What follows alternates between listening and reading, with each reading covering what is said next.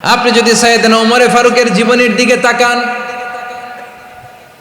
এমন কঠোর, এমন বীর সেনানী ছিলেন। সাইয়েদনা ওমর ফারুক যদি রাস্তার এই মাথা দিয়ে হাঁটা শুরু করতেন, শয়তান ওমর ফারুককে দেখলে ওই রাস্তা রেখে দিয়ে অন্য রাস্তা দিয়ে হাঁটতো। সুবহানাল্লাহ। ওমর ফারুক রাদিয়াল্লাহু তাআলা আনহু কি পার্সোনালিটি ছিল, কি পার্সোনালিটি। আমাদের এলাকায় ছোট বাচ্চারা রাতে ভাত খেতে চায় না, আমার মেয়েটাও খেতে চায় না। এটা দিব, ওইটা দিব, আজকে মাহফিলে আসার সময় বলে দিছে লিস্ট করে এটা আনতে হবে। তো ছোট্ট বাচ্চাদের অনেক বায়না থাকে, ওরা রাতে খেতে চায় না। তো মায়েরা বিভিন্ন ভয় দেখায়, এই বাঘ আসবে খাও, এই ভূত আসবে খাও। আপনারা কি বলেন চট্টগ্রামে? কি আসবে? হ্যাঁ, ভূত ভূত ভূত আসবে, বাঘ আসবে, খাও খাও খাও, তাড়াতাড়ি খাও। তো বাচ্চারা এগুলো শুনে ভয়ে খেতে শুরু করে। মদিনার জমিনেও একই ঘটনা ঘটতো। মদিনার ছোট্ট ছোট্ট সোনামণিরা খেতে চাইতো না। তো মায়েরা বলতো, হা হুয়া ইয়াতি উমর, হা হুয়া ইয়াতি উমর, ওই যে ওমর আসতেছে, উমর। ওমরে ফারুকের কথা শুনলেই বাচ্চারা একেবারে ঠান্ডা। সুবহানাল্লাহ পড়বেন না? প্রভু তুমি বলেছ রাসূল দেবে না, বলনি দেবে না ওমর, বলনি দেবে না হামজা তারিক, খালিদ বিজয় সমর।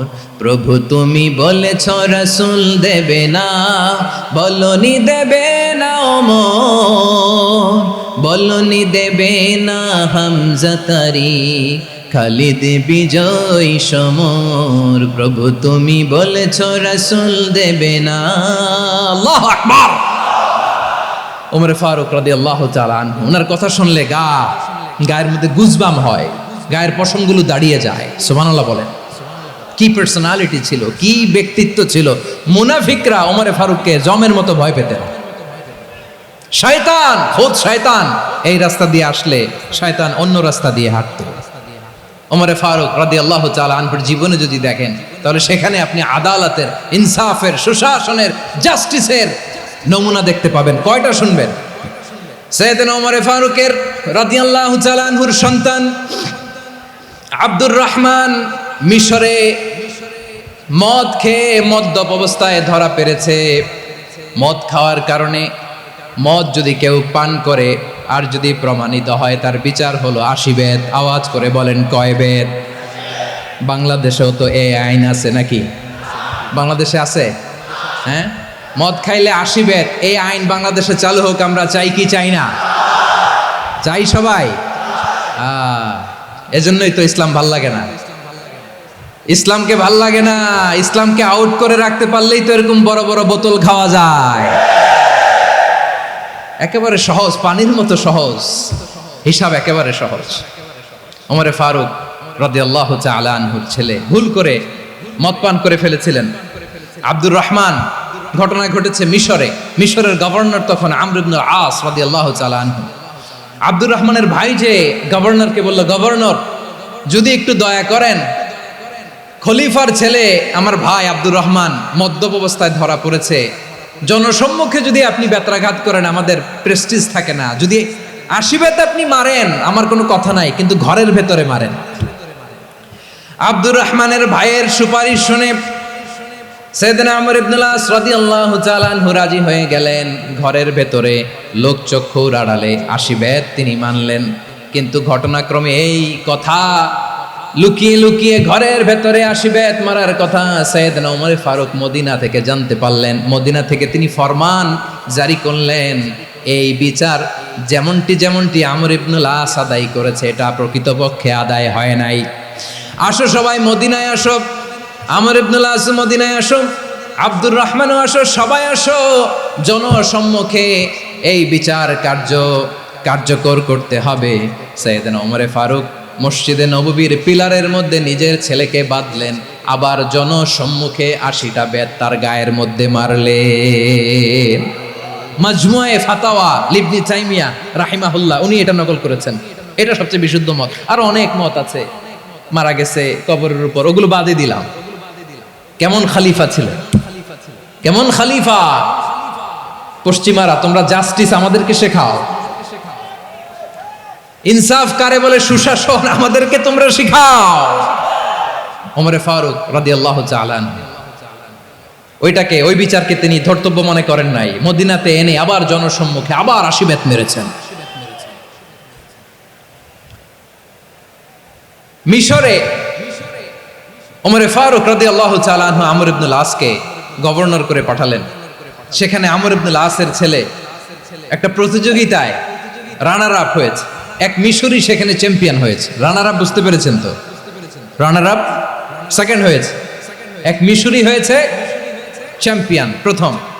কিন্তু গভর্নরের ছেলে ও জিততে পারে নাই, ও রাগে ওই মিশরির গায়ের মধ্যে কয়েকটা লাঠি দিয়ে বাড়ি মেরেছে।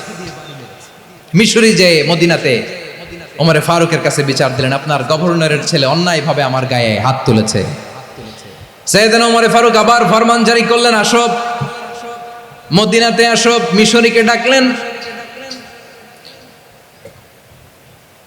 ওই মিশরের গভর্নর আমর ইবনুল আস রাদিয়াল্লাহু তাআলা আনহুকে ডাকলেন, তার ছেলেকেও ডাকলেন, সবাই বসে রইল। আমর ইবনুল আস রাদিয়াল্লাহু তাআলা আনহু মাথা নিচু করে বসে আছেন, লজ্জায় কাচুমাচু। হায় হায়, আজকে আমার ছেলের কারণে আমিরুল মুমিনিন খলিফাতুল মুসলিমিন ওমরে ফারুকের কাছে আমি জনসম্মুখে লজ্জিত হচ্ছি। সাইয়েদনা ওমরে ফারুক বললেন, এই নাও লাঠি, গভর্নরের ছেলে তোমার মাথার মধ্যে যতগুলো বাড়ি মেরেছে, আজকে জনসম্মুখে তুমি অতগুলা বাড়ি মারো। মিশরি বলে, থাক, আপনি যে ডেকে আনছেন সবার সামনে এটা বলছেন, এতেই আমি খুশি। আল্লাহু আকবার। আপনার মহানুভবতা দেখে আমি খুশি, আর অপমানের দরকার নাই। ওমরে ফারুক বলে, না, খবরদার, এই কথা মিশরি তুমি বলো না, মারো, যতগুলা বাড়ি মেরেছে মারো। বাধ্য হয়ে মিশরি আমর ইবনুল আসের সামনে ওনার কলিজার টুকরা সন্তানের মাথার মধ্যে বাড়ি মারতে আরম্ভ করলেন। ঠিক যতগুলা বাড়ি গভর্নরের ছেলে আমর ইবনুল আসের ছেলে মিশরির গায়ে মেরেছিল, মাথায় মেরেছিল, মিশরি গুনে গুনে ততটা মারলেন। এই দৃশ্য দেখে ওমরে ফারুক রেগে মেগে আগুন, রাগের চোটে রাগ সামলাতে না পেরে, আর নিজেকে সামলাতে না পেরে মিশরিরে বললেন, ছেলেরে মারা শেষ হয়ে গেলে এবার বাবার টাক মাথার মধ্যে কয়েকটা বাড়ি মার। রাগের চোটে, আউট অফ অ্যাঙ্গার, রাগের চোটে, যে আমার পাঠানো গভর্নর আমর ইবনুল আস তার ছেলেকে কেন আদব তারবিয়া কেন শিক্ষা দিতে পারে না। ছেলেরে মারা হইলে এবার আমর ইবনুল আসের মাথার মধ্যে দুইটা মারো, এটা রাগে বলেছেন, এটা শাস্তি হিসেবে না। সুবহানাল্লাহ পড়ে। তোমরা আমাদেরকে সুশাসন শিখাও, আমাদেরকে সুশাসন শিখাও। বিশ্বনবী বলেন, আদল এটা যেন তেন বিষয় না, এটা দিয়েই মানবিক সমাজ গড়তে হবে। আল্লাহ তাআলা কিয়ামতের কঠিন ময়দানে, যেদিন স্বামী স্ত্রীকে চিনবে না, স্ত্রী স্বামীকে দেখে পালিয়ে যাবে, বন্ধু বন্ধুরে চিনবে না, পীর সাহেব মুরিদরে চিনবে না, মুরিদ পীর সাহেবরে চিনবে না, দলের কর্মী তার নেতারে চিনবে না, নেতা তার কর্মীরে চিনবে না, বন্ধু বন্ধুরে দেখে পালাবে। এই কঠিন মুহূর্তে সূর্যটা মাথার কাছে চলে আসবে, জমিনটা তামার জমিন হবে, আজকের জমিনের মতো নয়। মানুষ ঘর্মাক্ত, ক্লান্ত, শ্রান্ত মাথার মগজগুলো কানের ছিদ্র আর নাকের ছিদ্র দিয়ে বেয়ে বেয়ে পড়বে। বিশ্বনবী ফরমান, ময়দানে 7 শ্রেণীর ব্যক্তিকে রব্বুল আলামিন তার আরশের নিচে ছায়া দিবেন। তার মধ্যে প্রথম শ্রেণীর ব্যক্তি হলো ইমামুন আদিল। ইমামুন আদিল, ন্যায়পরায়ণ শাসক, যে ইনসাফের সাথে বিচার করে, যে জাস্টিস সমাজে সার্ভ করে, যে সুশাসন নিশ্চিত করে, ওই ইমামুন আদিল। আদিল শব্দটা বুঝছেন না? ইন্নাল্লাহা ইয়া'মুরু বিল আদল, পাইছেন? আদিল। 7 শ্রেণীর ব্যক্তিকে আল্লাহ তাআলা সুশীতল আরশের নিচে ছায়া দিবেন, যেদিন তার দেয়া ছায়া ছাড়া কোনো ছায়া থাকবে না। এর প্রথম হচ্ছে ইমামুন আদিল, ন্যায়পরায়ণ শাসক। চিল্লায় বলেন সুবহানাল্লাহ।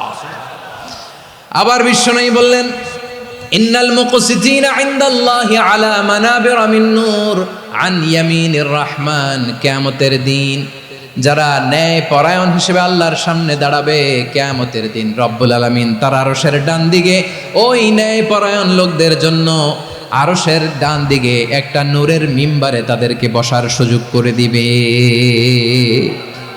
আল্লাহর আরশের ডান দিকে ন্যায়পরায়ণ লোকদের জন্য আল্লাহ তাআলা নূরের মিম্বার বানাবে। 4টে কেন কথা মনে করেছেন? আল আদাল, জাস্টিস। ইন্নাল্লাহা ইয়া'মুরু বিল আদল। আল্লাহ তাআলা এই আদালতের নির্দেশনা দেয়, সুবিচার, সুশাসন। প্রিয় ভাইয়েরা, এটা আমরা বাংলাদেশে চাই কি চাই না? এই যে অরাজকতা, এই যে অন্যায়, এই যে জুলুম, এই যে ইনকনসিস্টেন্সি, সমাজের অসঙ্গতি, এর প্রধান কারণ জাস্টিস নাই, সুবিচার নাই, সুশাসন নাই। শেষবারের মতো আওয়াজ করে বলেন তো, আমরা বাংলাদেশে আদল চাই কি চাই না? তাহলে প্রথম নির্দেশনা শেষ, আল্লাহ তাআলা তোমাদেরকে আদলের আদেশ দেন। এরপরে আল্লাহ বললেন, আমি তোমাদেরকে ইহসানের আদেশ দেই। ইন্নাল্লাহা ইয়া'মুরু বিল আদলি ওয়াল ইহসান। আমি তোমাদেরকে যেমনি আদলের নির্দেশনা দেই, তেমনি ভাবে তোমাদেরকে ইহসানের নির্দেশনা দেই। ইহসান, আওয়াজ করে সবাই বলেন তো ইহসান। সবাই বলেননি, সবাই বললে এতটুকু আওয়াজ হবে আমি বিশ্বাস করি না। আওয়াজ করে বলুন আল ইহসান।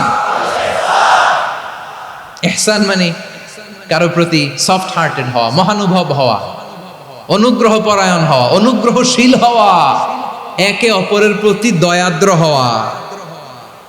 একে অপরের প্রতি দয়াদ্র, অনুগ্রহশীল হওয়া ছাড়া মানবিক সমাজ কশিনকালেও গঠন করা সম্ভব না। প্রিয় ভাইয়েরা, সুন্দর আচরণ দিয়ে, ইহসান দিয়ে যা জয় করা যায়, নরম আচরণ দিয়ে যেটা অর্জন করা যায়, কঠোরতা দিয়ে সেটা পারা যায় না। বিষ্ণু ঈসা ইসলাম ইহসান দিয়ে, কোমল আচরণ দিয়ে, তার অনুগ্রহ দিয়ে তিনি অনেক কাফিরের হৃদয়কে জয় করে ফেলেছেন। সাইয়েদনা সুমামা ইবনে উসাল রাদিয়াল্লাহু তাআলা আনহুর কথা মনে পড়ে যায়। তিনি ছিলেন ইয়ামামার বাদশা। মদিনাতে বিশ্বনবীকে হত্যা করার নিয়তে এসেছিলেন। গোপনে গোপনে বিশ্বনবীকে হত্যা করে আবার ইয়ামামাতে তিনি ফিরে যাবেন। কিন্তু কি অবাক করা কাণ্ড, হত্যা করতে পারে নাই, সাহাবাদের হাতে তিনি ধরা পড়ে গেলেন। সাইয়েদনা সুমামা ইবনে উসাল রাদিয়াল্লাহু তাআলা আনহু হত্যার নিয়তে আসলেন, কিন্তু হত্যা করতে পারলেন না। সাহাবারা ওনাকে ধরে ফেললেন, ধরে মসজিদে নববীর পিলারের মধ্যে বেঁধে রাখলেন। সুমামা ইবনে উসাল, সিরাত থেকে শুনে, সিরাত থেকে শোনাচ্ছি, রাদিয়াল্লাহু তাআলা আনহু ইয়ামামার অধিপতি ছিলেন। ইয়ামামা বিশ্বনবীকে হত্যার জন্য আসছেন, ধরা পড়ে গেছেন, এখন মসজিদে নববীতে বেঁধে রাখছে, তার মানে বন্দী। এখন স্ট্যাটাস কি? বন্দী, ক্যাপটিভ। তো বিষ্ণু ঈসা ইসলাম সাহাবাদেরকে বললেন, তার খোঁজ খবর নিও, সুমামা ইবনে উসালের খোঁজ খবর নিও। সাহাবারা বলেন, ইয়া রাসূলুল্লাহ, আপনাকে হত্যা করতে এসেছে, তার তো কঠিন ক্যাপিটাল পানিশমেন্ট হওয়া দরকার, কঠিন শাস্তি হওয়া দরকার। বিশ্বনবী বললেন, না, আমি যেটা জানি তোমরা সেটা জানো না, তোমরা সুমামার সাথে ভালো আচরণ করো। বিশ্বনবী সুমামার কাছে গেলেন। প্রথম দিন যে তিনি কালেমার দাওয়াত দিলেন, ইমানের দাওয়াত দিলেন, ইসলামের দাওয়াত দিলেন, রিসালাতের দাওয়াত দিলেন, আখিরাতের দাওয়াত দিলেন। পরের দিন যে বিশ্বনবী সালাতের দাওয়াত দিলেন, যাকাতের দাওয়াত দিলেন, ইসলাম কি, কিভাবে, কেমন করে পালন করতে হয় চমৎকার আর্টিকুলেট করতে শুরু করলেন। তন্ময় হয়ে সুমামা ইবনে উসাল রাদিয়াল্লাহু তাআলা আনহু বিশ্বনবীর কথাগুলো শুনতে আরম্ভ করলো। একদিন নয়, দুই দিন নয়, টানা 3 দিন বিশ্বনবী সুমামার কাছে ইসলামকে প্রেজেন্ট করেছেন, উপস্থাপন করেছেন। আওয়াজ করে বলেন, কয় দিন? 3 দিন। 3 দিন মসজিদে নববীতে বাঁধা। আর সাহাবীদেরকে বললেন, তার খোঁজ খবর নিও, তোমরা যে রুটি বানাও এর মধ্যে সবচেয়ে ভালো আটার রুটিটা তারে দিও, সবচেয়ে রিফাইন্ড খেজুর, যেটা পিওর খেজুর, এটা তারে দিও। আর বিশ্বনবী নিজের উট থেকে দুধ দহন করে ওনার বাড়ির এক কর্মচারীকে বলেছেন, দুধ দহন করে সুমামার জন্য নিয়ে যেও। সুবহানাল্লাহ পড়বেন না? সবাই তো অবাক, ইয়ামামা থেকে আসছে নবীকে হত্যা করতে, বিশ্বনবী দেখে তারে জামাই আদর করে, তাকে মজার মজার খাবার দিও, দুধ দিও, আদর আপ্যায়ন করো। একদিন নয়, 2 দিন নয়, টানা 3 দিন বিশ্বনবী এভাবে সুমামার কাছে যেয়ে ইসলামকে প্রেজেন্ট করতে আরম্ভ করলেন, ইসলামকে উপস্থাপন করতে শুরু করলেন। আর তাকে চমৎকার এন্টারটেইনমেন্ট, আপ্যায়ন দিতে আরম্ভ করলেন। টানা 3 দিন যখন ইসলামের দ্য বিউটিজ অফ ইসলাম, ইসলামের সুমহান বাণী, সৌন্দর্য তার কাছে উপস্থাপন শেষ, তাকে আপ্যায়ন শেষ, বিশ্বনবী বললেন সাহাবাদেরকে, যাও এবার সুমামার হাতের পায়ের রশি দুটো খুলে দাও। সাহাবারা বললেন, ইয়া রাসূলুল্লাহ, কি বলেন আপনি? ও তো হত্যাকারী, সুযোগ পায় নাই, আপনারে মারতে পারে নাই, ছেড়ে দিলে আবারও আপনার উপর তলোয়ার নিয়ে ঝাঁপিয়ে পড়বে। নবী এই সিদ্ধান্ত আপনি নিতে যাবেন না। বিশ্বনবী বললেন, যেটা বলেছি সেটা করো, সুমামার রশিগুলো ছেড়ে দাও, সুমামার হাতে পায়ের রশিগুলো যে তোমরা খুলে দাও। সাহাবারা তর্ক জুড়ে দিলেন, লা ইয়া রাসূলুল্লাহ, এমনটা করবেন না, তো ভয়ঙ্কর ভয়ঙ্কর খুনি, কি জানি কি হয়ে যায়। বিশ্বনবী বললেন, না, তার হাতে পায়ের রশিগুলো খুলে দাও। সাহাবারা বিশ্বনবীর কথা মতো তার হাতে পায়ের রশিগুলো খুলে দিল। সুমামা মুহূর্তের মধ্যে মসজিদে নববী থেকে বের হয়, ইয়ামামায় ফিরে না যে মসজিদে নববীর পাশে একটা খেজুর বাগান ছিল, সেখানে চলে গেলেন। সেখানে একটা ছোট্ট কুয়া ছিল, কুয়ার পানি দিয়ে তিনি গোসল করলেন। সুবহানাল্লাহ পড়েন। কুয়ার পানি দিয়ে গোসল করে মসজিদে নববীর সামনে এসে বিশ্বনবী এবং সাহাবাদের সামনে দাঁড়িয়ে সাব্বাবা উঁচু করে বললেন, আশহাদু আল্লা ইলাহা ইল্লাল্লাহ ওয়া আশহাদু আন্না মুহাম্মাদান আবদুহু ওয়া রাসূলুহু। আল্লাহু আকবার। আমি সাক্ষ্য দিচ্ছি আল্লাহ ছাড়া কোনো ইলাহ নাই, আর মুহাম্মদ আল্লাহ তাআলার প্রেরিত বান্দা এবং রাসূল। প্রিয় ভাইয়েরা, ইহসান দিয়ে যা জয় করা যায়, কঠোরতা দিয়ে সেটা কঠিনকালেও জয় করা যায় না। আওয়াজ করে বলেন ঠিক কি না? এবার সুমামা দাঁড়িয়ে বলে, ওগো নবী, আমি তো কালিমা পড়ে মুসলমান হয়ে গেলাম, এবার শোনেন, এই মুহূর্তের আগে আপনার চেহারার চাইতে নিকৃষ্ট কোনো চেহারা আমার কাছে ছিল না, কিন্তু শাহাদা পাঠ করার পরে আপনার চেহারার চাইতে উত্তম শ্রেষ্ঠ কোনো চেহারা আমার কাছে আর নাই। ও নবী, আজকের দিনের আগে ইসলাম ধর্মের চেয়ে নিকৃষ্ট অপছন্দনীয় কোনো ধর্ম আমার কাছে ছিল না, কিন্তু এই মুহূর্ত থেকে ইসলামের চেয়ে সেরা শ্রেষ্ঠ পছন্দনীয় কোনো ধর্ম আমার কাছে নাই। নবী গো, আজকের দিনের আগে মদিনার চাইতে অপছন্দনীয় নিকৃষ্ট কোনো শহর আমার কাছে ছিল না, কিন্তু এই মুহূর্তের পর থেকে মদিনার চাইতে কোনো শ্রেষ্ঠ শহর আমার জানা নাই। সে ছিল গমের বড় ডিলার, গম বেচতো। কি বেচতো? তার গম কিনে মক্কার লোকেরা রুটি খাইতো। সে ঘোষণা দিল, আজকে থেকে মক্কাবাসীদের জন্য সব গম আমি হারাম করে দিলাম, মক্কাবাসী এখন না খেয়ে মরে। সুবহানাল্লাহ পড়বেন না? মক্কাবাসী বিশ্বনবীর কাছে আসলেন, এসে বললেন, মুহাম্মদ, আমরা তো তোমার ভাই, তোমার চাচা, তোমার ভাতিজা, তোমার আত্মীয়, তুমি সুমামারে বলো সে যেন আবার গমের সাপ্লাই মক্কার জন্য অনুমতি দিয়ে দেয়। বিশ্বনবীর অনুমতি ক্রমে সুমামা আবার মক্কাতে গম পাঠাতে শুরু করলো। পড়েন সুবহানাল্লাহ। ইহসান, ইহসান দিয়ে আপনি যেটা জয় করতে পারবেন, you can win the heart of your enemies. ইহসান দিয়ে আপনি আপনার শত্রুর হৃদয়কে জয় করতে পারবেন। আওয়াজ করে বলেন ঠিক কি না? এজন্য আল্লাহ বললেন, ওয়া আনফিকু ফি সাবিলিল্লাহি ওয়া লা তুলকু বিআইদিকুম ইলাত তাহলুকা ওয়া আহসিনু ইন্নাল্লাহা ইউহিব্বুল মুহসিনিন। তোমরা আল্লাহর রাস্তায় দান করবে আর নিজেরা নিজেদেরকে ধ্বংসের হাতে ঠেলে দিও না। তোমরা একে অপরের প্রতি ইহসান করবে, কারণ ইহসানকারীদেরকে আল্লাহ বড্ড ভালোবাসেন। সুবহানাল্লাহ পড়েন। আবার সূরা রহমানে আল্লাহ বললেন, হাল জাযাউল ইহসানি ইল্লাল ইহসান ফাবিআইয়ি আলা, সবাই পড়েন, ফাবিআইয়ি আলাই রাব্বিকুমা তুকাযযিবান। ইহসানের প্রতিদান হিসেবে ইহসানই হয়। বিশ্বনবী সুমামার প্রতি যেমন ইহসান করেছেন, সুমামাও ঠিক তেমন ইহসান ফিরিয়ে দিয়েছে। ঠিক কিনা বলেন? তাহলে এক নম্বরে হচ্ছে আদ, ন্যায় বিচার। দুই নম্বরে সবাই বলেন ইহসান, সদাচরণ। ইহসান দুই ধরনের প্রিয় ভাইরা, ইহসান ফিল ইবাদা, ইহসান ফিল মুআমালা। ইহসান ফিল ইবাদা হচ্ছে একাগ্র অনুভবে ইবাদতে ডুব দেওয়া, এর নাম ইবাদতের ইহসান। সুবহানাল্লাহ পড়ে। বিশ্বনবী বলেন ইহসান মানে কি জানো নাকি? হাদিসে জিবরিলে সাইয়েদনা জিবরিল আলাইহিস সালাম বিশ্বনবীকে বললেন, আখবিরনি আনিল ইহসান। নবী আমাদেরকে বলেন ইহসান মানে কি? বিশ্বনবী বললেন, আনতা আবুদাল্লাহা কাআন্নাকা তারাহু ফাইন লাম তাকুন তারাহু ফাইন্নাহু ইয়ারাক।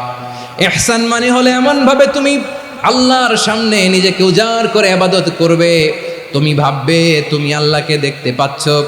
আর এটা যদি ভাবা তোমার জন্য কঠিন হয়ে যায়, অন্তত এতটুকু তুমি ভাববা যে আল্লাহ তোমাকে দেখতে পাচ্ছেন। ঠিক কিনা বলেন? ও আমার বীর চট্টলার ভাইয়েরা, কেউ যেটা দেখে না সেটা দেখে কে? এই বিশ্বাস হৃদয়ের মধ্যে আছে? নামাজে যখন দাঁড়ান এই ফিলিংসটা আনা যাবে? হ্যাঁ, এশার সালাত তো এখনো হয় নাই না? আলোচনা শেষে এশার সালাত এখানে অনুষ্ঠিত হবে, তাই না? আচ্ছা বলুন তো, আমরা এশার সালাত পর্যন্ত বেঁচে থাকবো এই গ্যারান্টি আছে কার কার? হাত তোলেন। কয়েকজন হাত তুলছে পেছনে, না বুঝে তুলে ফেলছে। এশা পর্যন্ত যে আমরা হায়াত পাবো কোনো গ্যারান্টি আছে? সবাই আওয়াজ করে বলেন, গ্যারান্টি আছে? গ্যারান্টি নাই। এই জন্য বিষ্ণু ইসলাম বলেছে, এমন ভাবে নামাজে দাঁড়াও, ইবাদত করো, মনে করো হতে পারে এটাই আমার জীবনের শেষ নামাজ। পারফর্ম দ্য সালাহ as if this is your last and final prayer. এমন ভাবে সালাতে দাঁড়াও, ভাবো হতে পারে এটাই তোমার জীবনের শেষ নামাজ। এমন ভাবে নামাজে দাঁড়াও, ভাবো এটাই শেষ নামাজ। তাহলে নামাজে একাগ্রতা বাড়ায় দিবে কে? ফলে ইবাদতের ইহসান আমাদের অর্জিত হবে। আর মুআমালাতে ইহসান হলো, বিশ্বনবী বলেন, ইন্নাল্লাহা তাবারাকা ওয়া তাআলা কাতাবাল ইহসানা আলা কুল্লি শাই, ফাইযা কাতালতুম ফাআহসিনুল কিতলা ওয়া ইযা যাবাহতুম ফাআহসিনুদ যাবহা ওয়ালিয়ুহিদ্দা আহাদুকুম শাফরাতাহু ওয়ালিয়ুরিহ যাবিহাতাহু। ইহসান দুই ধরনের, আওয়াজ করে বলতে হবে। কয় ধরনের? সবাই বলুন আওয়াজ করে, কয় ধরনের? একটা হচ্ছে ইহসান ফিল ইবাদা, ইবাদতে ইহসান। ইবাদতে ইহসান কি? একাগ্র অনুভব দিয়ে ইবাদত করা, মন প্রাণ দিয়ে ইবাদত করা। আর মুআমালাতে ইহসান কি? সব কাজে, দৈনন্দিন কাজে, কর্মে, সামাজিক অ্যাক্টিভিটিতে কোমলতা প্রদর্শন করা, অনুগ্রহের সাথে সবকিছু করা। আল্লাহ তাআলা ইন্নাল্লাহা তাবারাকা ওয়া তাআলা কাতাবাল ইহসানা আলা কুল্লি শাই, তিনি সব কিছুর ব্যাপারে ইহসানকে আবশ্যক করেছেন। সবকিছু, মুমিনের সব কাজে ইহসানের পরশ থাকবে। ওয়া ইযা কাতালতুম ফাহসিনুল কিতলা, বিষ্ণুই বলেন তুমি যখন কাউকে হত্যা করো ইহসানের সাথে করো। সুবহানাল্লাহ পড়বেন না? যখন হত্যা করো তখনও ইহসানের সাথে। আচ্ছা হত্যা করবো আবার ইহসান আসবে করতে করে, তো মেরেই ফেলবো আমি। আল্লাহ, ও ভাই একজন খুন করেছে, খুনি, রাষ্ট্রীয় আইনে তার শাস্তি হয়েছে ডেথ পেনাল্টি, মৃত্যুদণ্ড। এখন মৃত্যুদণ্ড দেখে আপনি যেমনি মন চায় তেমনি মারবেন লোকটারে? ওর নাক কেটে ফেলতে পারবেন? ওর কান কাটতে পারবেন? ওর চোখ উপড়ে ফেলতে পারবেন আপনি? যেমন মন চায় তার অঙ্গহানি করা যাবে না। ইহসানের সাথে তাকে হত্যা করো। সুবহানাল্লাহ, this is Islam, this is the true essence of Islam. ওয়া ইযা যাবাহতুম ফাহসিনুয যাবহা, যখন জবাই করবে তখনও ইহসানের সাথে জবাই করো। করব জবাই, ওইখানেও নাকি ইহসান। আচ্ছা কুরবানির দিন আমরা পশুগুলোরে কি করি বলেন সবাই আওয়াজ করে? জবাই। জবাই মানে তো এটার মেরেই ফেলতেছি, একটু পরে তো টুকরো টুকরো করে গোশতগুলো খাবো, এটা তো খাবো, এটা তো মেরেই ফেলবে। বিষ্ণু বলে না, জবাইয়ের মধ্যেও, মুমিনের জবাইয়ের ভেতরেও ইহসানের পরশ থাকা চাই। যখন জবাই করবে প্রাণীটাকে হাত পা টাইট করে বেঁধে নাও, ছুরিটাকে শার্পেন করে নাও, ধারালো করে নাও, যাতে অল্প সময়ে জবাইটা হয়ে যায়, প্রাণীটা যাতে কম কষ্ট পায়। সুবহানাল্লাহ পড়ে। দিস ইজ কল্ড ইহসান। ইহসান, আল্লাহ তাআলা যেমনি আদলের আদেশ করেছেন, ন্যায় বিচার, জাস্টিস এনশিওর করতে বলেছেন, সমাজে ইহসানের ব্যবহার, ইহসানের অনুশীলন তিনি করতে বলেছেন। এজন্য মুমিনের প্রতিটি কাজে, আমার চট্টগ্রামের ভাইয়েরা আমার দিকে তাকান, খেয়াল করে শুনুন, মুমিন জীবনের প্রতিটি কাজে ইহসানের পরশ থাকা চাই। আমরা যেন আমাদের পরিবারের প্রতি ইহসান করি, আমরা যেন আমাদের কর্মচারীদের প্রতি ইহসান করি, আমরা যেন আমাদের কলিগদের প্রতি ইহসান করি, আমরা যেন আমাদের ভাইদের প্রতি ইহসান করি। মুমিন জীবনের প্রতি কাজে ইহসানের পরশ থাকার দরকার আছে না নাই? কথা বুঝতে পেরেছেন? তাহলে আল্লাহ তাআলার তিনটা আদেশ ছিল, কয়টা গেল? ভুলে গেছে, ভুলে গেছে চট্টগ্রাম। তিনটা আদেশের মধ্যে কয়টা বললাম? প্রথমে কি ছিল? আদল। 2 নম্বরে, 3 নম্বরে রব্বুল আলামিন বললেন ওয়া ইতা ইদিল কুরবা, নিকটাত্মীয়দেরকে দান করো, নিকটাত্মীয়দেরকে দাও, যারা তোমাদের ব্লাড কানেকশনের আত্মীয় তাদেরকে তোমরা দাও। এখানে জেনারেলি বললেন দাও, কি দিব সেটা তিনি এখানে বলেন নাই, সেটা তিনি সূরাতুল ইসরার মধ্যে বলেছেন। আল্লাহ বলেন ওয়া আতিযাল কুরবা হাক্কাহ, নিকট আত্মীয়দেরকে তাদের অধিকার, তাদের প্রাপ্য তোমরা বুঝিয়ে দাও। দেখেন একটা শান্তির সমাজ, একটা সমৃদ্ধ সমাজ, একটা মানবিক সমাজ গঠনের জন্য আল্লাহ তাআলা বেশি না মাত্র 3টা অর্ডার, 3টা ভার্ডিক্ট তিনি জারি করেছেন। 1 নাম্বার সুশাসন, ন্যায় বিচার। 2 নাম্বার ইহসান। 3 নাম্বার নিকটাত্মীয়, যারা কাছের, তোমার ভেরি ক্লোজ রিলেশনশিপে আছে, তাদেরকে দাও। দাও, দিলে বাড়িয়ে দেয় কে? অনেকে দিতে চায় না, কৃপণতা করে। দিলে বাড়ায় দেয় কে?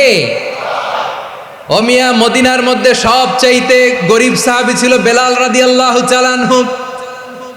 ওনার এন্টায়ার অ্যাসেট, সম্পদের পরিমাণ কতদূর জানেন? একটা লুঙ্গি। বেলাল রাদিয়াল্লাহু তাআলা আনহু, ওনার টোটাল ওয়েলথের এস্টিমেশন হচ্ছে মাত্র একটা লুঙ্গি।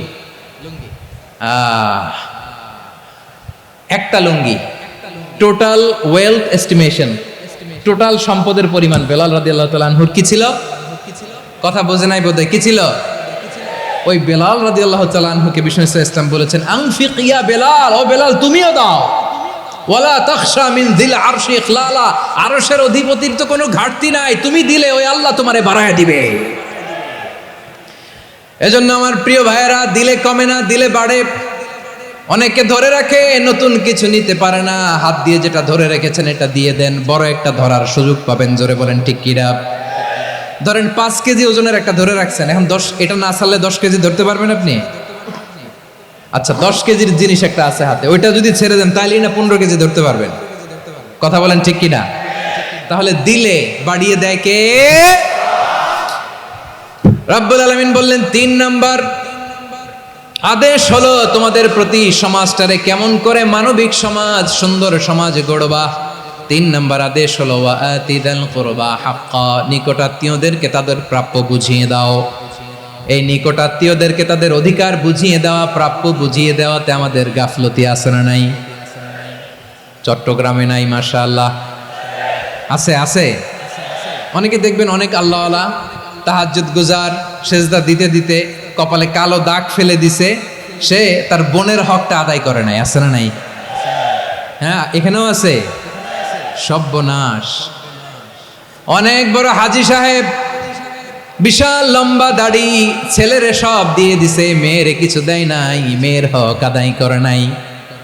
আছে না নাই? এই হাজী সাহেবেরা, এই আল্লাহওয়ালারা কিয়ামতের ময়দানে আটকে যাবে। আপনি অন্যের অধিকার নষ্ট করেছেন, তাদের রাইটসকে ভায়োলেট করেছেন। এজন্য আল্লাহ তাআলা বলেন, কারো অধিকার যদি কেউ নষ্ট করে, ওই সমাজটা মানবিক সমাজ কঠিনকালেও হতে পারে না। এজন্য 3 নম্বর আল্লাহ বললেন, ওয়া ইতা ইদিল কুরবা, নিকটাত্মীয়দেরকে দাও। কি দিবা? তাদের অধিকার দিয়ে দাও। বোনের অধিকার বুঝিয়ে দাও, মেয়ের অধিকার বুঝিয়ে দাও, ফুফুর অধিকার বুঝিয়ে দাও। দেখবেন অনেক মায়েরা ছেলের পাতে মুরগির রান দেয়, মেয়ের পাতে দেয় মুরগির ঠ্যাং।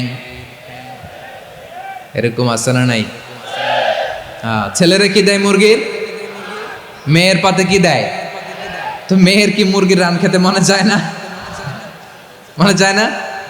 এমনটা করা যাবে না।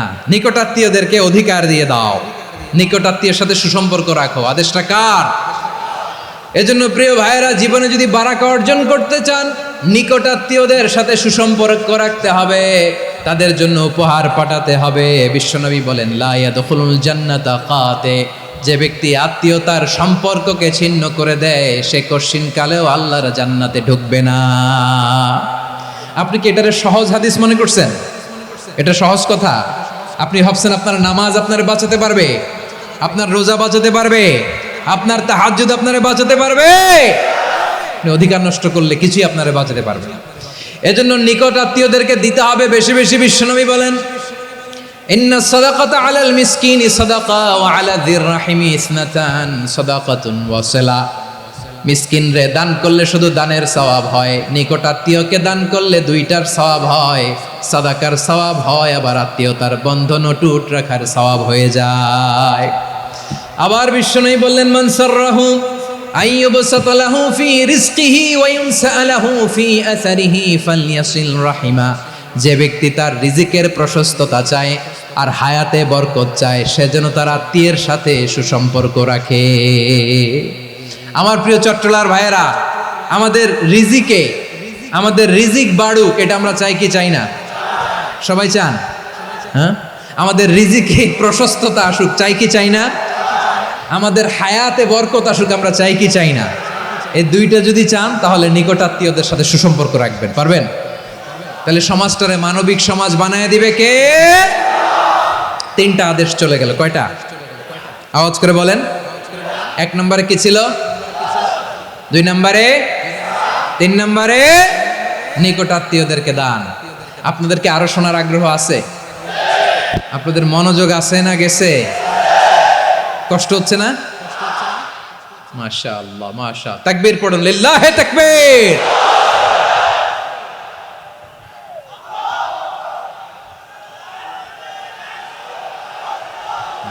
মাশাআল্লাহ।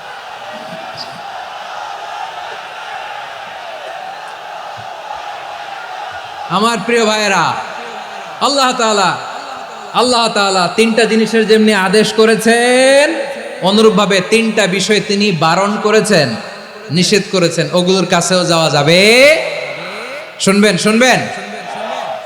রাব্বুল আলামিন বলেন, ওয়ায়ানহা আনিল ফাহশাই ওয়াল মুনকারি ওয়াল বাগি। আমি যেমনি 3টি বিষয়ে আদেশ করলাম, অনুরূপভাবে 3টি বিষয়ে বারণ করলাম, নিষেধ করলাম। আমার 1 নাম্বার নিষেধাজ্ঞা হলো অশ্লীলতার প্রতি। ফাহশা, ওয়ায়ানহা আনিল ফাহশা, আল্লাহ তাআলা অশ্লীলতাকে নিষেধ করেছেন। কোন জিনিসকে? সবাই বলুন, কোন জিনিসকে? যত ধরনের, যত টাইপের, যত ক্যাটাগরির অশ্লীলতা হতে পারে, সব অশ্লীলতাকে হারাম করেছেন কে? ফাহশা মানে কি? কথায়, কাজে, আচরণে, কমেন্ট, ফেসবুকের কমেন্টসে যত ধরনের নোংরামো আছে, যত ধরনের অশ্লীলতা আছে, এটাকে আরবিতে বলে ফাহশা। এটাকে কি বলে? রাব্বুল আলামিন বলেন, কুল ইন্নামা হারামা রাব্বিয়াল ফাওয়াহিশা মা যাহারা মিনহা ওয়া মা বাতান।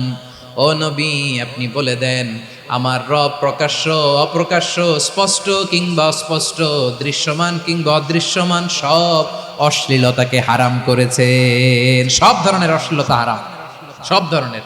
আল্লাহ তাআলা আমাদেরকে অশ্লীলতা থেকে বাঁচান। অশ্লীলতা থেকে তিনি আমাদেরকে হেফাজত করুক, পড়েন আমিন। এবার বলেন, আমাদের সমাজে অশ্লীলতা আছে না নাই? চট্টগ্রামে নাই? আমি কই নাই, ওনারা বলে আছে। দেখছেন, আমি সামহাও বাঁচায় দেওয়ার ট্রাই করতেছি, ওনারা বলে আছে। অশ্লীলতা নানা ভাবে, নানা নামে, নানা মোড়কে আমাদের সমাজে আছে না নাই? সংস্কৃতির নামে, ফ্যাশনের নামে, বিনোদনের নামে, উপন্যাসের নামে, কনসার্টের নামে অশ্লীলতা আছে না নাই? আপনি দেখেছেন কনসার্টগুলোর অবস্থা? এই যে আতিফ আসলাম যে আসছে আমাদের দেশে, তারপর কে কে আসছে, আমাদের তরুণ তরুণীরা, আমাদের যুবক যুবতীরা, আমাদের জেনজিরা, কি অবস্থা ওইখানে? হ্যাঁ, কি অবস্থা? কে বাঁচাবে ওদের? কে রক্ষা করবে ওদের ইমানের, ওদের চরিত্রের হেফাজতের গ্যারান্টি কে দিবে? কনসার্টের নামে অশ্লীলতা আছে না নাই? ছেলে মেয়ে একে অপরকে জড়ায় ধরতেছে, একে অপরকে চুমু খাচ্ছে, প্রকাশ্যে, দিবালোকে, গণমানুষের সামনে। আল্লাহ তাআলা এই অশ্লীলতা থেকে আমাদেরকে বেঁচে থাকতে বলেছেন, বেঁচে থাকতে বলেছেন। রূপালী জগতের নামে অশ্লীলতা আছে না নাই? এই টার্মটা আপনারা জানেন না? রূপালী জগৎ কি জগৎ? আসলে কি রূপালী জগৎ না অন্ধকার জগৎ? আমার বোনেরা, আপনাদেরকে যে কি বলে তারা বুঝায়, রূপালী জগৎ শুনেই আপনি ভরকে যাবেন না। রূপালী জগতে যে নারী যত বেশি উলঙ্গ, সে নাকি তত বেশি সাহসী। জানেন, বলে এটা একটা সাহসী নারী, খুব সাহসী পদক্ষেপ তার। যত বেশি শরীর থেকে কাপড় নামাতে পারবে, যত বেশি বস্ত্রহীন হয়ে নিজেকে প্রেজেন্ট করতে পারবে, সে নাকি তত বেশি সাহসী। আমার চট্টলার ভাইয়েরা, শয়তানের প্রথমে এজেন্ডা ছিল বনি আদমকে বস্ত্রহীন করা। সে আদম এবং হাওয়া আলাইহিস সালামকে নিষিদ্ধ গাছের ফল খাইয়ে তাদেরকে বস্ত্রহীন করেছে। এই জামিনেও সে আমাদেরকে বস্ত্রহীন করতে চাইবে, এই রূপালী জগতের নামে। তারা এটা করে। আমার প্রিয় বোনেরা, আপনি জানেন না আপনার দাম কত। ওরা আপনাদেরকে বিজ্ঞাপনের সস্তা পণ্য বানাতে চায়। ওরা আপনাদেরকে ওদের ভোগের লিপসার টুলস বানাতে চায়। ওরা আপনাদেরকে দিয়ে ওদের খায়েশ পূরণ করতে চায়। এটা আপনাদের জন্য মোটেও ডিগনিটি নয়, এটা আপনাদের জন্য সম্মান নয়। আপনার সম্মান শালীনতায়, আপনার সম্মান হেজাবে, আপনার সম্মান ভদ্রতায়, আপনার সম্মান আপনার ডিসেন্ট পোশাকে। পোশাক বলে দেয় এই নারীটা ভদ্র না অভদ্র। পোশাক বলে দেয় এই মেয়েটা কোন ঘরের মেয়ে। আওয়াজ করে বলেন ঠিক কিনা? আপনি জানেন না আপনারা এই সস্তা পণ্য বানায়, ভোগের পণ্য, বিলবোর্ডে আপনাকে উলঙ্গ করে উপস্থাপন করে। এই অশ্লীলতার সাথে ইসলামের কোনো সম্পর্ক। এজন্য আল্লাহ বলেন আমি অশ্লীলতাকে হারাম করেছি। অশ্লীলতাকে হারাম করার প্রথম কারণ হলো এর মাধ্যমে মানবতাকে অপমানিত করা হয়। কারণ মানুষের সম্মান মানুষের পোশাকে। মানুষ যখন পোশাকহীন হয়ে যায়, বস্ত্রহীন হয়ে যায়, তার সম্মান কমে যায়, ঠিক কিনা? অশ্লীলতাকে হারাম করার প্রথম কারণ হচ্ছে মানুষ মানুষকে অপমান করে। একটা নারী, সে তো সম্মানিত, নারী যে কত সম্মানিত নারীরা এটা বুঝেই নাই। বিশ্বনবী বলেন আদ-দুনিয়া কুল্লুহা মাতা ওয়া খায়রু মাতা'আদ দুনিয়া আল মারআতুস সালিহা। আমার বোনেরা, 5টা প্যান্ডেলে আপনারা এলইডিতে আমার আলোচনা শুনছেন, আমি জানি। আপনাদের এই গর্ভ যে কত দামি আপনি জানেন না। আপনার পেট থেকেই আসবে আগামী দিনের সালাহুদ্দিন আল আইয়ুবী। আপনার পেট থেকেই আসবে অনাগত দিনের ইমাম মাহদী আল মুনতাযর। আপনার পেট থেকেই আসবে অনাগত দিনের ফয়সাল, ওয়াসিম, মুগ্ধ, আবু সাইদের মতো বীর যোদ্ধা।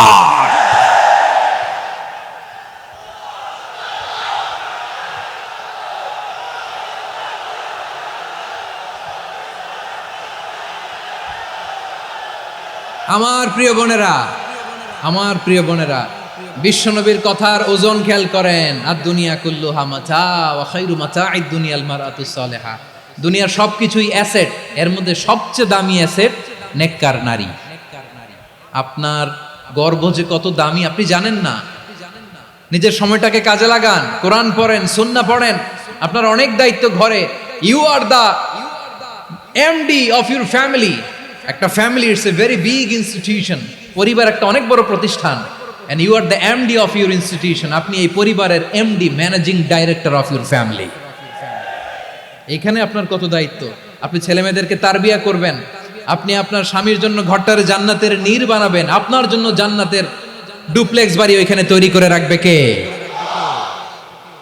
আপনি যে কত দামি আপনি জানেন না। নারীদেরকে আল্লাহ বানিয়েছেন উচ্চতর করে, নিম্নতর নয়।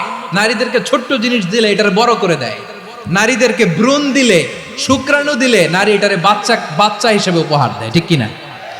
বিয়ের মাধ্যমে স্বামী যখন তার শুক্রাণু তার স্ত্রীকে উপহার দেয়, স্ত্রী রিটার্নে কি উপহার দেয়? ফুল ফর্ম বেবি, মানব সন্তান। দেখছেন, আপনি দিলেন একটুকুনি, দিছে বিশাল। আপনি যদি নারীকে বাজার এনে দেন, নারী এটাকে সুস্বাদু খাবারে রূপান্তর করে দেয়। আপনি তাকে একটা মুচকি হাসি দিয়ে দেন, সে তার কলিজা দিয়ে দেয়। কিন্তু যদি আপনি তার মনে কষ্ট দেন, সে আপনার জীবনকে জাহান্নাম বানায়া দেয়। খবর আছে, নারীর মন বুঝতে পারলে নেয়ামত, বুঝতে না পারলে কিয়ামত, ঠিক কিনা বলে? কত দামি আপনি জানেন না, জানেন না আপনি কত দামি, অনেক দামি আপনি। আপনাদেরকে যেন ভোগের সস্তা পণ্য বানাতে না পারে, আপনাদেরকে সচেতন থাকতে হবে, সজাগ থাকতে হবে, কনসার্ন থাকতে হবে। শয়তানের ওই হাতছানির দিকে আর নজর দেওয়া যাবে না। তাহলে কেন আল্লাহ তাআলা এই ফাহশা অশ্লীলতাকে হারাম করলেন? 1 নাম্বার, এতে হিউম্যান ডিগনিটি কমে। 2 নাম্বার, এতে মানুষের অধিকার নষ্ট হয়। আপনি বিয়ে করেছেন, এরে পরকিয়া করেন, ওর সাথে এরকম আছে না নাই? স্ত্রীর অধিকার নষ্ট করেছেন। আপনি বিবাহ সম্পর্কে আবদ্ধ হয়েছেন তার সাথে, আপনি পরকিয়া করেন ওই ছেলের সাথে, আপনি আপনার হাজবেন্ডের সাথে বিট্রে করেছেন। এজন্য আল্লাহ অশ্লীলতাকে হারাম করেছেন। অশ্লীলতাকে হারাম করার আরেকটা কারণ হচ্ছে আল্লাহ তাআলা এই হিউম্যান জেনারেশনকে এটাকে প্রিজার্ভ করতে চায়। হিফজুন নাসল, এটা মাকাসিদুশ শরিয়ার অনেক গুরুত্বপূর্ণ একটা মাকাসিদ, অনেক গুরুত্বপূর্ণ। আপনার নাসাল, আপনার জেনারেশনকে সংরক্ষণ করা। এই যে আসতেছে ফেব্রুয়ারি, কত ফেব্রুয়ারি জানো? এটা কি বিশ্ব ভালোবাসা দিবস? হ্যাঁ, কি দিবস? এই বিশ্ব ভালোবাসা দিবসের সাথে মুসলমানদের কোনো সম্পর্ক নাই। আমার প্রিয় ভাইরা, এই যে আপনি অবৈধ সম্পর্কে জড়ালেন, কেন আল্লাহ অশ্লীলতাকে হারাম করেছে দেখেন। বলতেছিলাম যে এটা আপনার নাসাল, আপনার জেনারেশন, আপনার লিনিয়েজ, আপনার বংশকে প্রিজার্ভ করা। কে কার বাবা, কে কার মা, বাবা মা জানা, প্রজন্মকে প্রিজার্ভ করা, এটা ইসলাম ওয়াজিব করে দিয়েছে।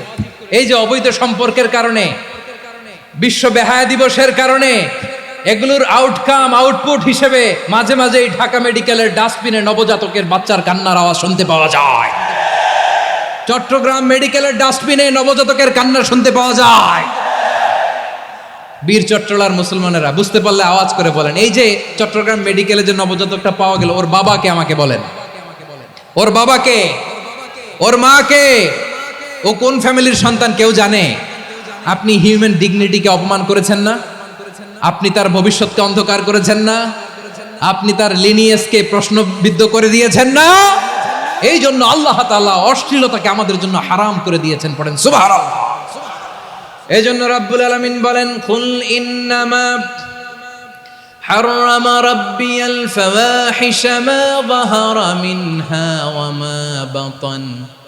প্রকাশ্য অপ্রকাশ্য সব অশ্লীলতাকে হারাম ঘোষণা করে দিয়েছে কে? আবার দুনিয়ার বুকে যারা অশ্লীলতার প্রসার করে তাদের জন্য শাস্তি মজুদ রেখেছে কে? রাব্বুল আলামিন বলেন, ইন্নাল্লাযীনা ইউহিব্বুনা আন তাশিআল ফাহিশাতু ফিল্লাযীনা আমানু লাহুম আযাবুন আলীমুন ফিদ দুনিয়া ওয়াল আখিরাতি ওয়াল্লাহু ইয়ালামু ওয়া আনতুম লা তা'লামুন। নিশ্চয়ই যারা বিশ্বাসীদের মাঝে অশ্লীলতার প্রচার প্রসার করতে চায় তাদের জন্য আমি মর্মন্তুদ শাস্তি প্রস্তুত করে রেখেছি, দুনিয়াতেও রেখেছি, আখিরাতেও রেখেছি। ঘোষণাটা কার? যারা এই নাটকের নামে, সিনেমার নামে, রূপালী জগতের নামে, মুভির নামে, ওটিটি প্ল্যাটফর্মের নামে আমার সমাজে অশ্লীলতা ছড়াতে চায়, তাদের জন্য কঠিন মর্মন্তুদ শাস্তি মজুদ রেখে দিয়েছে কে? ও আমার বোনেরা, এখনো আপনি জাগবেন না? এখনো আপনার চিন্তার দুয়ারে এখনো নাড়া পড়ে নাই? ওরা আপনাকে উলঙ্গ বানাতে চায়, ওরা আপনাকে আইটেম গার্ল বানাতে চায়। এজন্য ইসলাম অশ্লীলতাকে হারাম করেছে। হারাম। ইসলাম বলেছে যোজন যোজন দূরে থাকো, ওরা বলে না কাছে আসো, কাছে আসার গল্প, ক্লোজ আপ ওয়ান, কাছে আসার গল্প আছে না নাই? চট্টগ্রামে তো এগুলো নাই মাশাআল্লাহ। হ্যাঁ, এখানেও আছে ক্লোজ আপ ওয়ান, কাছে আসার গল্প। আল্লাহ বলেন ওয়ালা তাকরাবুজ জিনা, কাছেও এসো না, জিনা থেকে যোজন যোজন কিলো দূরে থাকো, ওরা বলে কাছে আসার গল্প। আমার বীর চট্টলার ভাইয়েরা, কাছে আসতে হলে আমরা কোরআনের কাছে আসব, কাছে আসতে হলে নবীর কাছে আসব, কাছে আসার গল্প হবে আমার রবের কাছে আসার গল্প। চিল্লায় বলো ঠিক কিনা?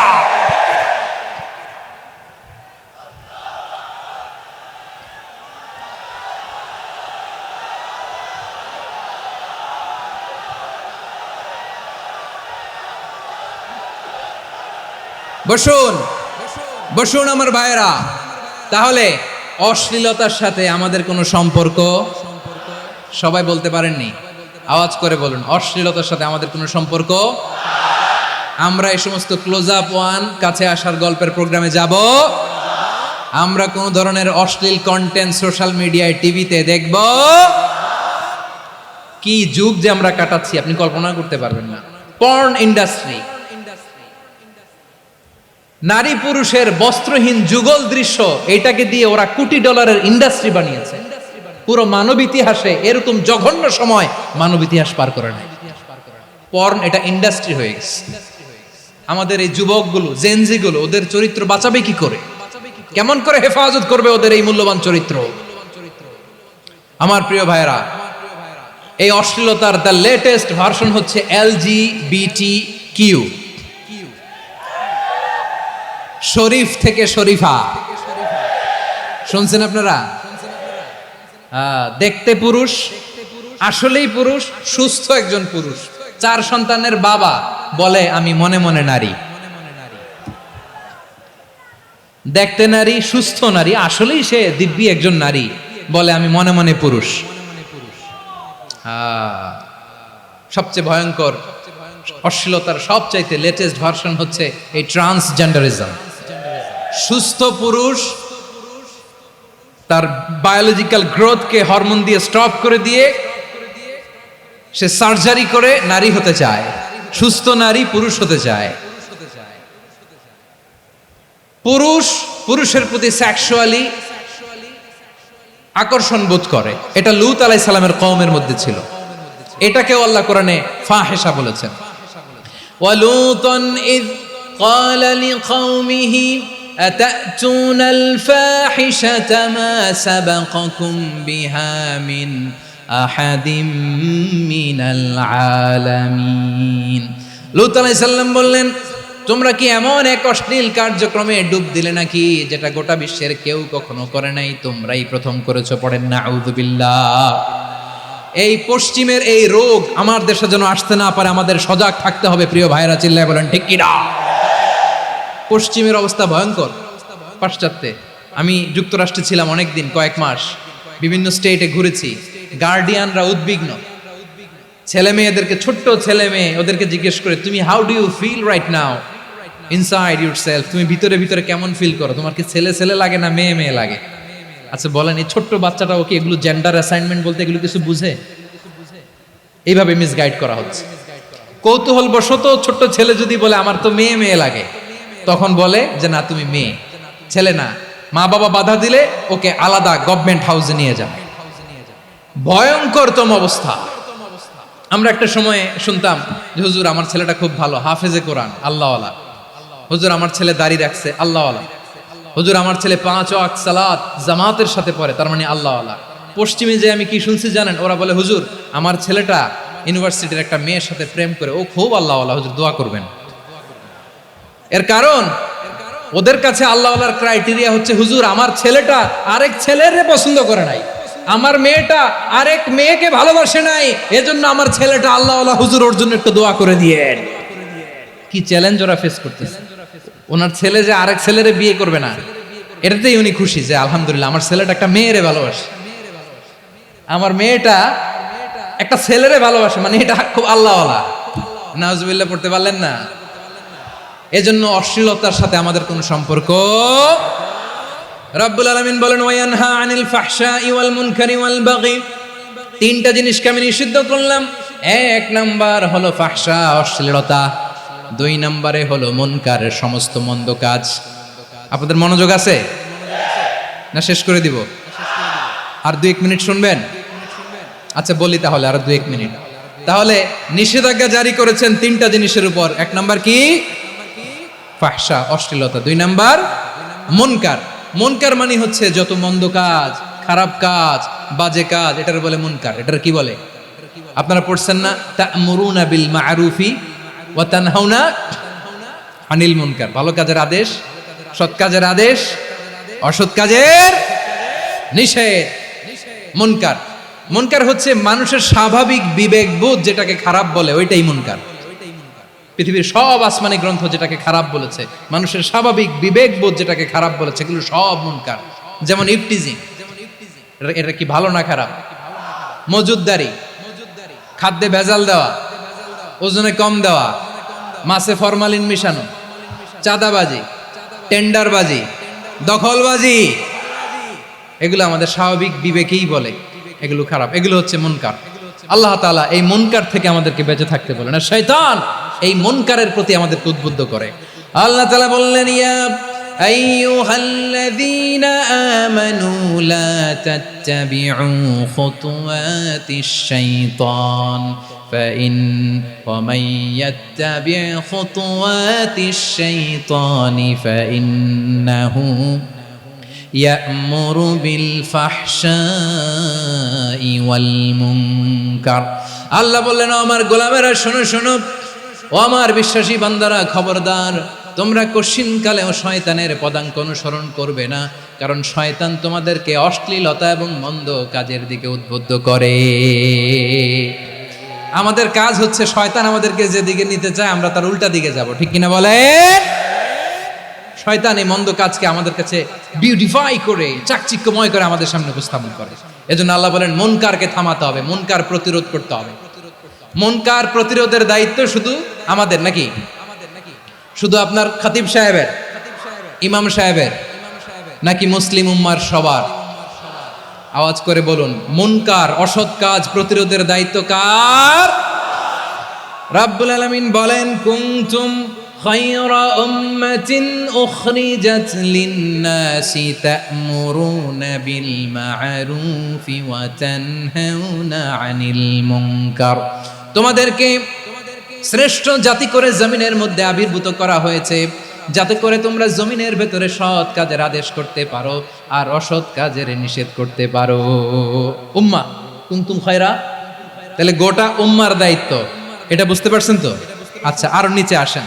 এরপরে আল্লাহ বললেন শুধু উম্মাহ না, এই জমিনের রাজত্ব আমি যাদের হাতে দেই, এই জমিনের মালিক আমি যাদেরকে বানিয়ে দেই, যাদেরকে আমি সরকারের দায়িত্ব দেই, তাদেরকেও মুনকার প্রতিরোধের দায়িত্ব দিয়েছে কে? আল্লাহ বলেন যারা ক্ষমতার মসনদে বসেছে তাদেরকে 4 দফা কর্মসূচি আমি আল্লাহ দিলাম। আওয়াজ করে বলেন কয় দফা? আল্লাহ বলেন আল্লাযীনা ইম্মাক্কান্নাহুম ফিল আরদি আকামুস সালাতা ওয়া আতাউয যাকাতা ওয়া আমারু বিল মা'রুফি ওয়া নাহাউ আনিল মুনকার ওয়ালিল্লাহি আকিবাতুল উমুর। যারা এই জমিনের উত্তরাধিকার হয়েছ তারা 4 দফা কর্মসূচি নিয়ে সামনে আগাবা। সালাত কায়েম করবা, যাকাত আদায় করবা, সৎ কাজের আদেশ দিবা, অসৎ কাজ থেকে মুনকার প্রতিরোধ করবা। আদেশটা কার? আমার প্রিয় চট্টলার ভাইরা, পুরো উম্মার দায়িত্ব মুনকার প্রতিরোধ করা, সরকার প্রধানের দায়িত্ব মুনকার প্রতিরোধ করা। এরপর আল্লাহ বলেন প্রতিটা ফ্যামিলির যিনি প্রধান সিইও বাবা, প্রত্যেক বাবারও দায়িত্ব এই মুনকার প্রতিরোধ করা। আওয়াজ করে বলেন ঠিক কিনা? যেমনটি সাইয়েদনা লোকমান আলাইহিস সালাম ওনার কলিজার টুকরা সন্তানকে আদেশ করেছেন, ইয়া বুনাইয়া আকিমিস সালাতা ওয়া'মুর বিল মা'রুফি ওয়ানহা আনিল মুনকার। পড়েন সুবহানাল্লাহ। বাবা ছেলেকে সবক দিচ্ছে। কে সবক দিচ্ছে? কাকে? লোকমান আলাইহিস সালাম ছেলেকে বলতেছে, ওরে আমার কলিজার টুকরা সন্তান, ওরে আমার বাছা, নামাজ কায়েম করবা, সৎ কাজের আদেশ দিবা, আর মুনকার প্রতিরোধ করবা, অসৎ কাজ সমাজ থেকে খারাপ কাজকে ঝেঁটে বিদায় করে দিবা। তাহলে দেখেন আমি স্টেপ বাই স্টেপ নামলাম। পুরা উম্মার দায়িত্ব, জমিনের উত্তরাধিকারী আল্লাহ যাদেরকে বানিয়েছেন সরকার, তাদের দায়িত্ব, প্রতিটি ফ্যামিলির প্রধানের দায়িত্ব। এরপরে বিশ্বনবী বলেন সচেতন প্রতিটি মুসলিমের দায়িত্ব সমাজ থেকে মুনকারকে উৎখাত করা। বিশ্বনবী বলেছেন মান রাআ মিনকুম মুনকারান ফালিয়ুগাইয়িরহু বিয়াদিহি فإن لم يستطع فبلسانه وإن لم يستطع فبقلبه وذلك أضعف الإيمان।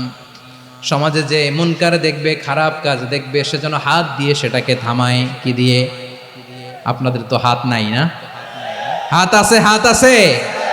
ওরা যেই হাত দিয়ে অন্যায় করে ওইটা প্রতিরোধের জন্য আমাদেরও হাত আছে না নাই? থামাতে হবে, থামাতে হবে।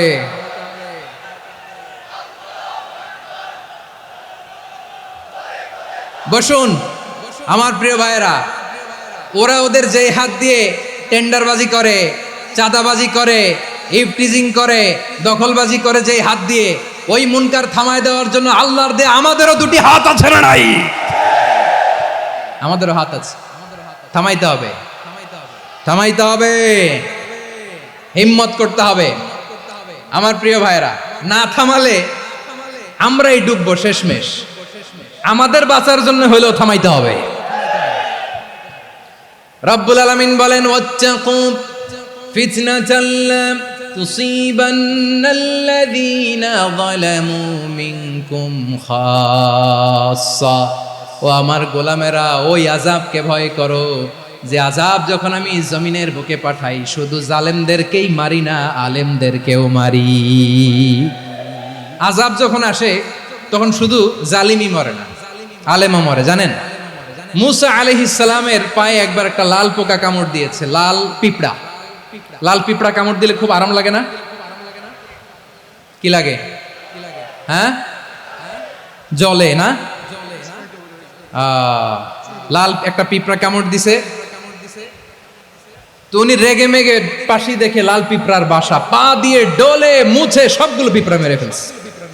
এই ঘটনাটা আল্লাহ ঘটিয়েছেন, এজন্য মুসা আলাইহিস সালাম ছিলেন কালিমুল্লাহ, সরাসরি আল্লাহর সাথে কথা বলতেন। তিনি আল্লাহকে জিজ্ঞেস করেছিলেন, আল্লাহ তুমি যখন কোনো জনপদে আযাব পাঠাও, শাস্তি দাও, ওখানকার শুধু জালেমরাই তো মরে না, ভালো মানুষগুলাও মরে, তো আযাব দিবা মুশরিকদের উপর দিবা, অবাধ্যদের উপর দিবা, ভালো মানুষগুলোরে মারো কেন? আল্লাহ বললেন, মুসা তোমার যে কামড় দিছিল পায়ের মধ্যে পিঁপড়া, কয়টা পিঁপড়া? জোরে বলেন। একটা পিঁপড়া, তো সবগুলারে মারলা কেন? রেগে মেগে পুরো পিঁপড়ার বাসা ভেঙে মেসাকার করলা কেন? এই মুসা, আমি যখন অ্যাকশনে যাই, আমি যখন শাস্তি দেই, তখন এত বাস বিচার করা হয় না, বাস বিচার করা যায় না। যখন অ্যাকশনে যাওয়া হয় ওইটা ডাইরেক্ট অ্যাকশন হয়ে যায়। চিল্লায় বলো ঠিক কি না? এজন্য আমাদের বাঁচার জন্য হলেও এই পাপ থামাতে হবে, এই শয়তানের অট্টহাসি থামাতে হবে, অন্যায় অপরাধ সমাজ থেকে আমাদের থামাতে হবে। কারণ আযাব আসলে ওরাও মরবে, আমরাও মরব।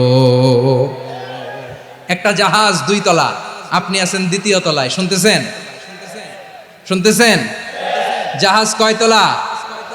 আপনি কোন তলায়? 2য় তলায়। নিচের তলার কিছু লোক জাহাজের তলা ছিদ্র করতে আরম্ভ করছে। কি ছিদ্র করতেছে? আচ্ছা, জাহাজের তলা ছিদ্র করলে তলা দিয়ে কি ঢুকে? এখন আপনি যদি বলেন আমার কি, আমি তো 2 তলায়, আমার কি, আমি তো সেফ, আমি তো সেফ জোন, আমি তো ভালো আছি, আমি তো ভালো আছি, ওরা ছিদ্র করে ওরা মরবে। আসলে কি শুধু ওরা মরবে, নাকি তলা ফুটো হলে ভিতরে পানি ঢুকলে আপনারও সলিল সমাধি হবে? তলা দিয়ে যখন পানি ঢুকবে, জাহাজ ঢুকলে আপনিও মরবেন। এজন্য নিজে মরার আগে ওই পাগলগুলোর নিচতলায় যে থামাতে হবে। চিল্লায় বলেন ঠিক কি না? এজন্য আল্লাহ বললেন, মুনকার প্রতিরোধের দায়িত্ব সমাজের টপ টু বটম সবার। পুরো আম্মার দায়িত্ব, সরকার প্রধানের দায়িত্ব, প্রতিটি ফ্যামিলির প্রধান বাবার দায়িত্ব। বিশ্বনবী বললেন প্রতিটি সচেতন মুসলিমের দায়িত্ব। এজন্য মুনকার প্রতিরোধ করার দরকার আছে না নাই? সমাজে এই যে ইফটিজিং হয়, আপনার বোনের বয়সী একটা মেয়েকে কিছু বকাটে টিটকারি করে, এই বলে সেই বলে, নোংরা কথা বলে, রাস্তায় দেখেও আপনি পাশ দিয়ে না দেখার মতো চলে যান কেন? আপনি দাঁড়ান না কেন? আপনি দাঁড়ালেই তো থেমে যাবে, কারণ সত্যের যে শক্তি তার সামনে মিথ্যা মুখ থুবড়ে পড়ে। আপনার সামনে ও কিছুই না, নাথিং। আপনি দাঁড়ান, ওকে প্রশ্ন করেন যে আমার বোনকে তুমি ডিস্টার্ব করো কেন? আপনাকে দেখে আরো 5 জন দাঁড়াবে, 5 জনকে দেখে আরো 10 জন দাঁড়াবে। আমাদের নীরবতা আর আমাদের নিশ্চুপ থাকাই জালিমদেরকে আরো শক্তিশালী জালিম বানিয়েছে। এজন্য মুনকার প্রতিরোধের দায়িত্ব আমাদের সবার। টেন্ডারবাজি, চাঁদাবাজি, দুর্নীতি, অপরাধ, দখলদারিত্ব, মজুদদারি, এগুলো সব কিছু একসাথে প্রতিরোধ করতে হবে। ঠিক কিনা বলেন? একটা মানবিক সমাজ যদি চাই, প্রতিরোধ করতে হবে। প্রিয় ভাইয়েরা, আল্লাহর শপথ নিয়ে বলি, এই নাসিহাতগুলো সবার জন্য, সব দলের জন্য, সব মতের মানুষের জন্য। আমরা কোনো দলের প্রতি মানুষকে ডাকি না, আমরা ডাকি ইসলামের দিকে। সব দলের, সব মতের, সব মানুষদেরকে আমরা আহ্বান জানাই, আসুন আমরা একটা সুন্দর সমাজ বিনির্মাণ করি। এই যে নতুন বাংলাদেশের এক সুযোগ এসেছে, আর জীবনে হয়তো আসবে না, সামনের 100 বছরে এই সময় আসবে না। আসুন দেশটাকে আমরা সাজাই, আসুন আমরা দুর্নীতি বন্ধ করি, আসুন আমরা চাঁদাবাজি বন্ধ করি, আসুন আমরা দখলদারিত্ব বন্ধ করি, আসুন আমরা এক দল আরেক দলকে নিশ্চিহ্ন করার যে রাজনীতি, এটা বন্ধ করি। সব দলের প্রতি আমার আহ্বান। আমি কিছুদিন আগে একটা নিউজ দেখলাম, ওই যে লন্ডনে বসে জনাব তারেক রহমান সাহেবকে আমি ধন্যবাদ দিতে চাই। উনি সংবাদ শোনা মাত্রই ওনার দলের অনেক চাঁদাবাজকে উনি বহিষ্কার করেছে। I do appreciate.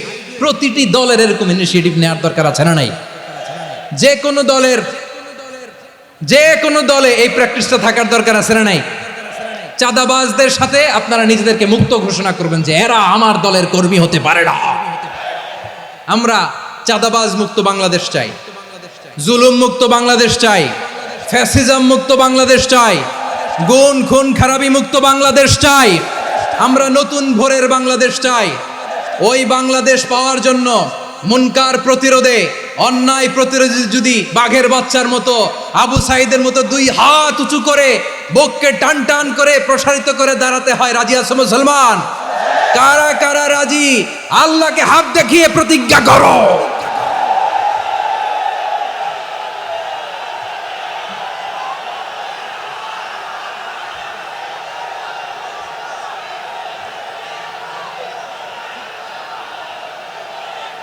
আমার প্রিয় ভাইয়েরা বসুন, বসুন আমার ভাইয়েরা। রাব্বুল আলামিন বলেন, ওয়ায়ানহা আনিল ফাহশাই ওয়াল মুনকারি ওয়াল বাগি ইয়াইদুকুম লাআল্লাকুম তাযাক্কারুন। বসুন।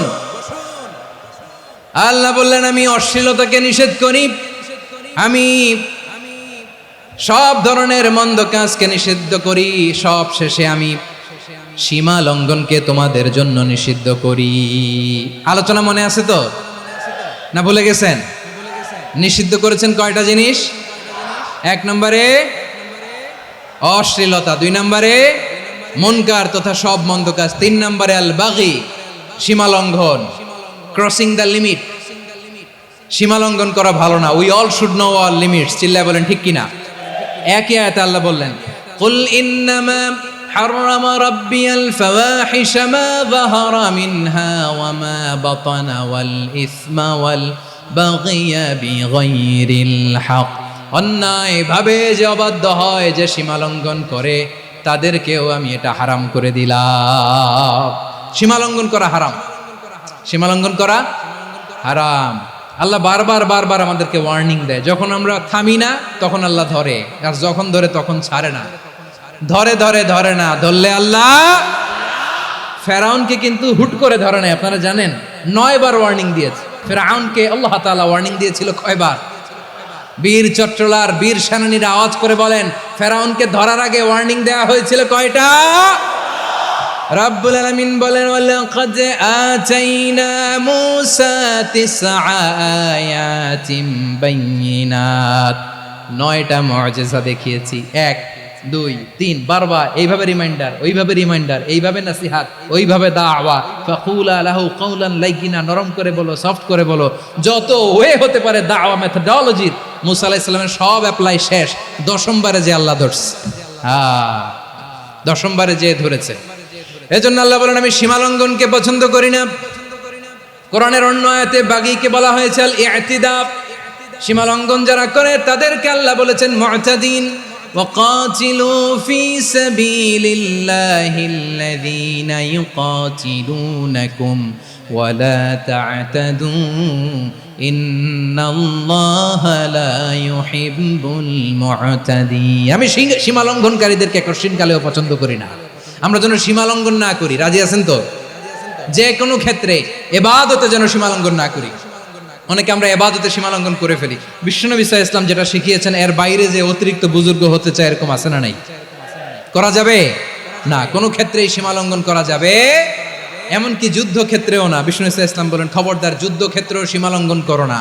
কি সুন্দর ইসলাম আমরা পেয়েছি। বিশ্বনবী বলেন, খবরদার যুদ্ধের ময়দানে কোনো নারীর গায়ে হাত তোলো না, কোনো শিশুর গায়ে হাত তোলো না, কোনো গবাদি পশু হত্যা করো না, কোনো শস্য ক্ষেত্র ধ্বংস করো না, ইবাদতরত অন্য ধর্মের কোনো সন্ন্যাসীর গায়ে হাত তোলো না। বলেন সুবহানাল্লাহ। তাহলে আমরা সীমা লঙ্ঘন করতে পারবো?